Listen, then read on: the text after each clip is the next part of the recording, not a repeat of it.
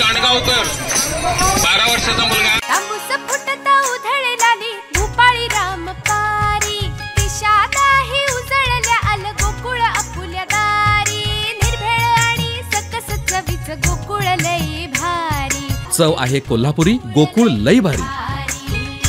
अशाच नवनवीन अपडेट पाहण्यासाठी आमच्या KK न्यूज चॅनेलला सबस्क्राइब करा।